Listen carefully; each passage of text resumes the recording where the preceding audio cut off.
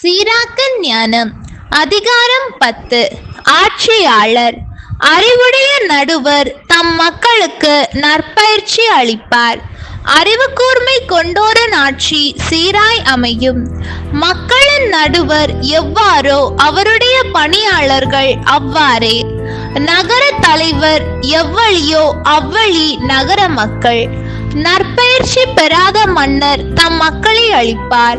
ஆட்சியாளர்களின் அறிவு கூர்மையால் நகர் கட்டி எழுப்பப்படும். மண்ணுலகில் அதிகாரம் ஆண்டவரின் கையில் உள்ளது.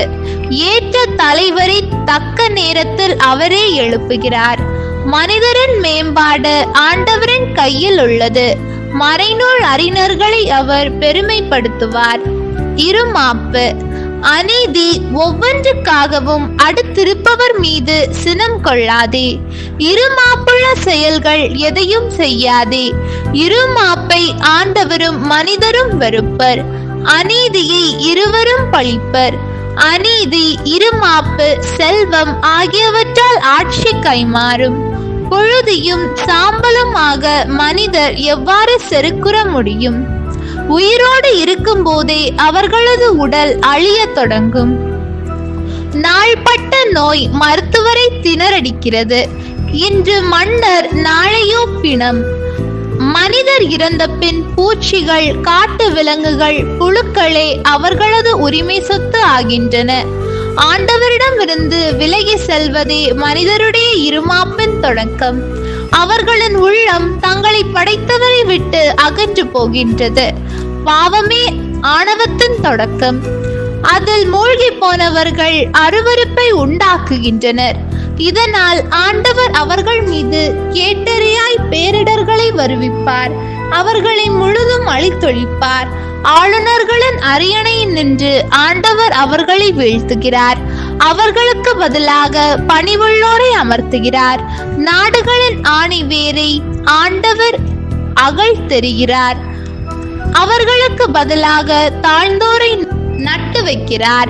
ஆண்டவர் பிற இனத்தாரை பாழாக்குகிறார். அவர்களை அடியோடு அழிக்கிறார்.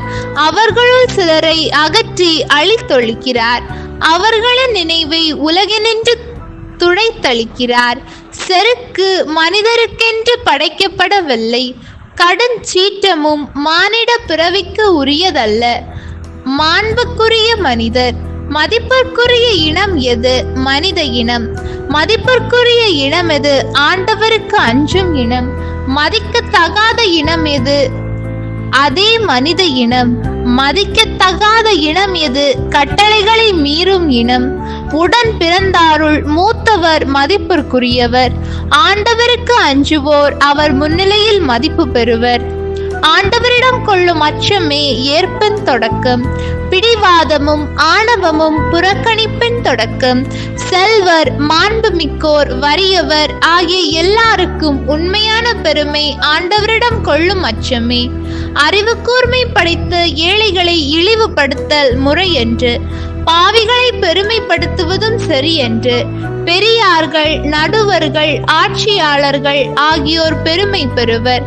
ஆண்டவருக்கு அஞ்சுவோரை விட இவர்களுள் யாருமே பெரியவர் அல்லர். ஞானமுள்ள அடிமைக்கு உரிமை குடிமக்கள் பணிபுரிவார்கள். இது கண்டு அறிவாற்றல் நிறைந்தவர்கள் முறையிட மாட்டார்கள். பணிவு. நீ உன் வேலையை செய்யும் போது உன் ஞானத்தை காட்டிக்கொள்ளாதே.